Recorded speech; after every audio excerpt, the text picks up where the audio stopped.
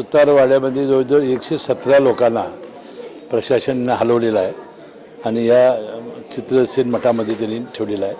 पुरुष बाहेर ठेवलेले आहेत आणि मला वाटते की अशी 5 कॅम्प यांनी केलेले आहेत. जवळजवळ याचा आकडा 250पर्यंत जाईल, 250-300 इतकी लोक स्थलांतरित केलेले आहेत. मी नागरिकांना आव्हान एवढंच करेन की आता 2-3 वर्षांनी गेल्यानंतर आपल्याकडे महापूर येतो.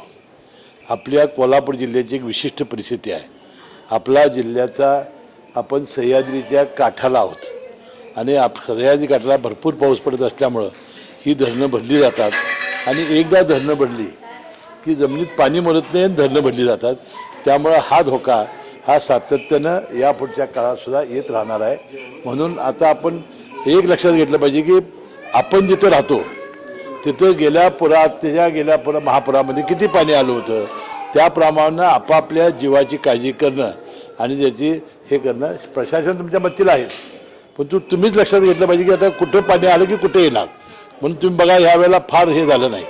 लोक आता ह्याच्याबद्दलचे ट्रेन झालेले आहेत आणि त्यांना अतिशय आत्मविश्वासानं ह्याला ते धोक्याला तोंड देत आहेत आणि अतिशय आपलं स्वतःचं संरक्षण करून घेत आहेत. प्रशासन त्यांच्या मागे ठामपणानं उभं आहे.